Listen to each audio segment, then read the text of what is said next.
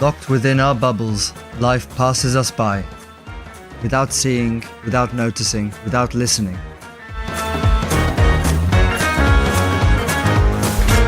Ma secondo voi, oggi, History is a time that slips away and is forgotten in a flash. Everything shakes in emotions that last only a few seconds.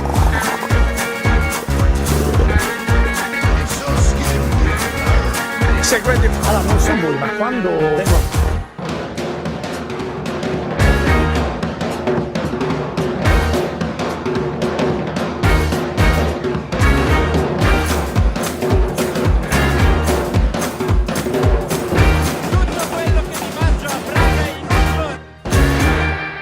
But is this really reality? Who do you listen to? Who do you follow? Who bursts into your life and makes it come alive? Do whatever he tells you. This is what Mary said to the servants at the wedding in Cana, when there was no more wine on the table and the party was about to come to an abrupt end. How can we restore strength, vigor, life to a moment of everyday conviviality? How can we revive a community that has lost its spark? We have a way to follow, and that is the one that encourages us to follow Jesus Christ, our hope, the only one who can restore joy when everything has become flat. The wedding of Cana marks a sort of watershed in the life of Jesus, and consequently, in the life of each and every one of us Christians. It is the gateway, Pope Francis reminds us, to the life of every believer, because it becomes a clear sign of God's intervention in our personal history.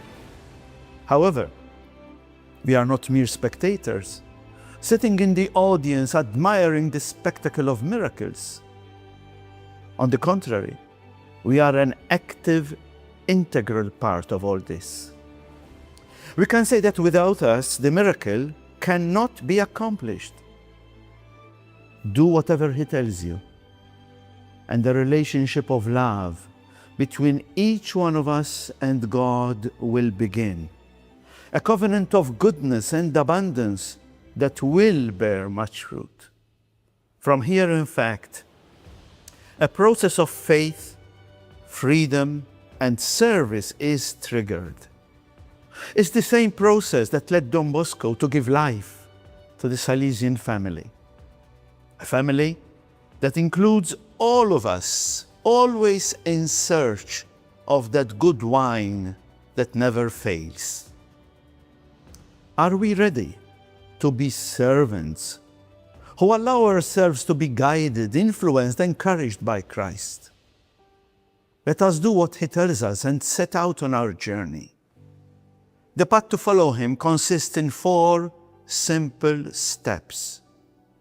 Let us begin the journey with the strength of the hope of this Jubilee year, of the already, but also with the courage of the not yet, certain that the Lord still has much to reveal to each one of us. Are we ready to follow him? Look,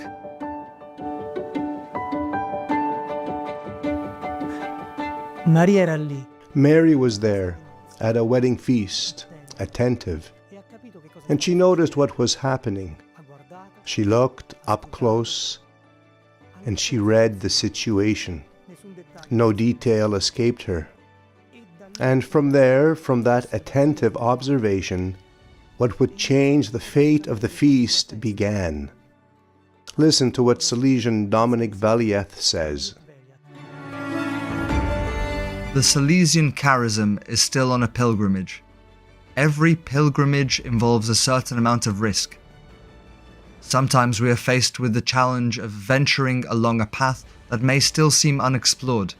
It is in this context that every Salesian, trusting in the constant presence of the Spirit of God, is called to continue on his journey.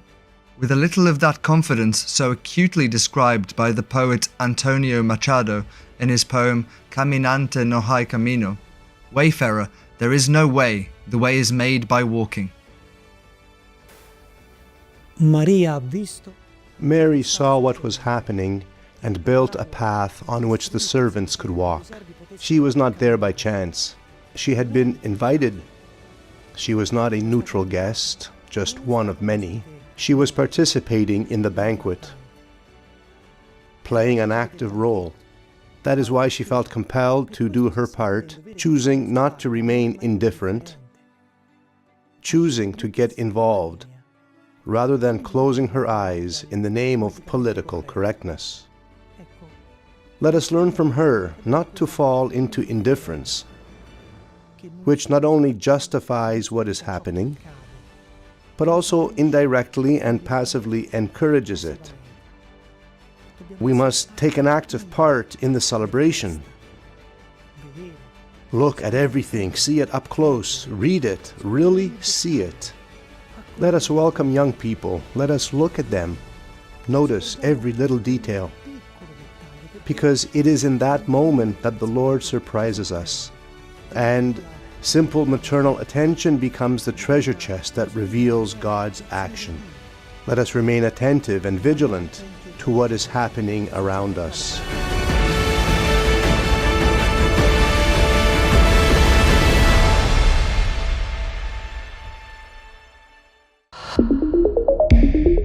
Listen. Whatever he tells you, do it. Note, the emphasis is not on what must be done, but on who tells us what to do. Events must be faced in the light of Christ. Mother Teresa writes to her sisters,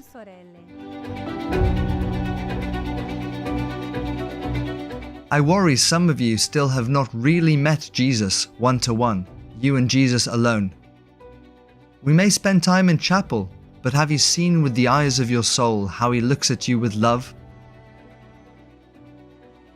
Have you heard the living words he speaks to you?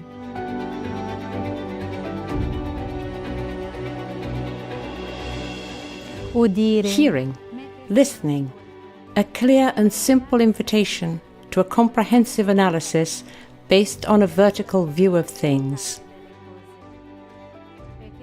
Because once we have looked at the world analytically and horizontally, we must listen to others, so that our activism does not remain empty. To believe is to place ourselves in the Lord's hands, to grow in the certainty and security that comes from a heart guided by divine providence. Let us allow ourselves to be guided by Mary, who with her total trust teaches us to listen to the Lord before listening to the world. We must listen to him carefully before acting, because it would be a tragedy to believe that we are serving God and instead elevate our own projects to being idols. How much work and effort is wasted in the dead end of pastoral worldliness that leads us to commit ourselves without being aware of whom we are serving. The pastoral project can only succeed if it is continually nourished by the Word.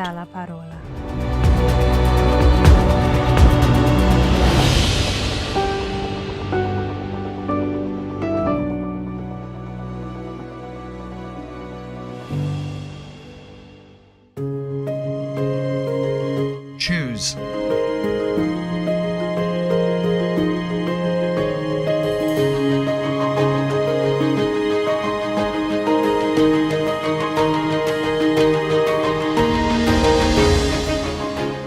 I servi The servants listen, accept, and choose to trust completely in Jesus' words, as Mary had asked them to do. But that's not all. They do so with such confidence that of their own free will, they fill the jars to the brim. Because if you trust Jesus, there is no room for anything else. Let us choose an authentic experience and a comprehensive approach, just like Don Bosco offered his boys. Pietro Brido writes,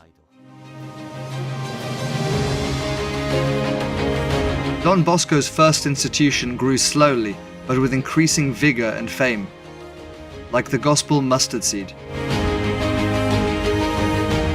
He also knew how to resort to strong measures, such as retreats. He had already tried this out for the first time in 1847 for the Oratory Boys.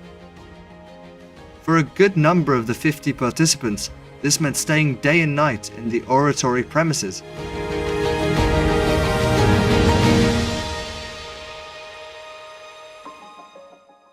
When we trust in Jesus, there is no room for anything else, and our limited, flawed, human capacity becomes even fuller, more joyful, more ready and more generous. The servants, in fact, could have interpreted Jesus' words in a human way, doing what they could or what they thought was appropriate, reasonable, plausible. The result? It would have been very different. It is like when, in the face of urgent challenges, human reasoning takes over. Yet we know that when we see that the wine of hope is lacking, the temptation is to do the minimum. No, let us choose to bet on the Word of God so that our work will be full to the brim. It is no longer the time to project our fears onto young people. It is time to choose to entrust ourselves completely, stepping outside of what we know and filling our jars with overflowing generosity. The generosity that comes from God. Che viene da Dio.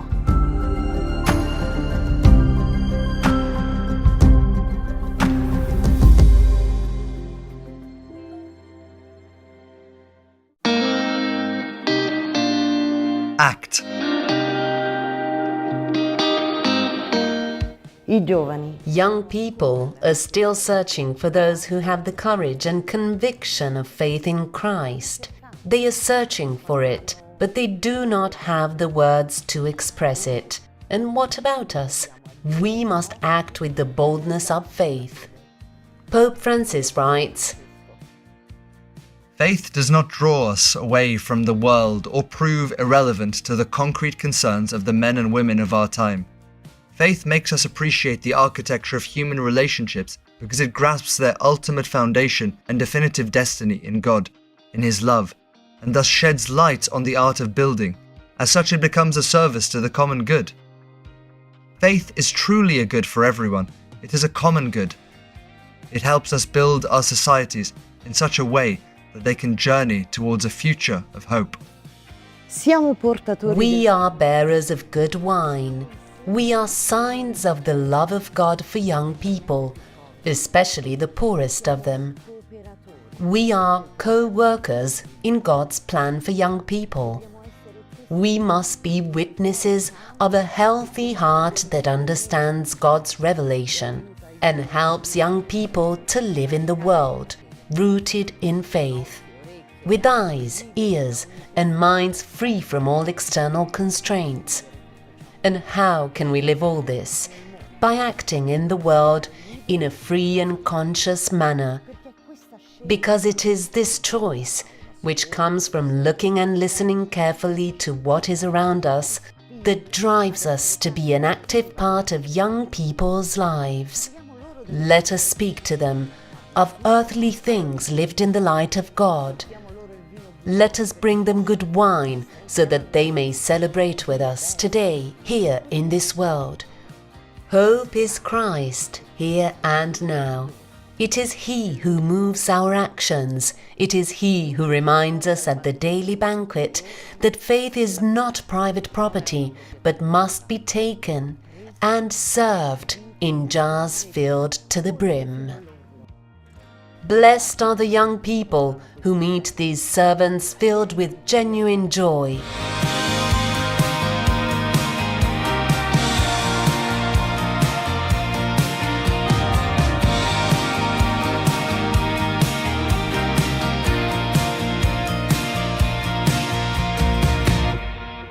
fragile, problematic, without vision, empty. This is how young people are usually described today. Are we sure that this is really the case? Are we sure that we are not the ones who are unable to see their curious gaze and search on the world? Or are we accompanying them? Are we bringing them the new wine of the wedding at Cana? The only thing capable of restoring joy and hope in the midst of difficulties, doubts, and uncertainties. Young people are looking for a credible proposal. They are looking for authoritative witnesses. In a word, they are looking for authentic believers. This is our challenge. The challenge of the whole Salesian family, and this year even more strongly, the challenge for all Salesian cooperators on the 150th anniversary of their foundation.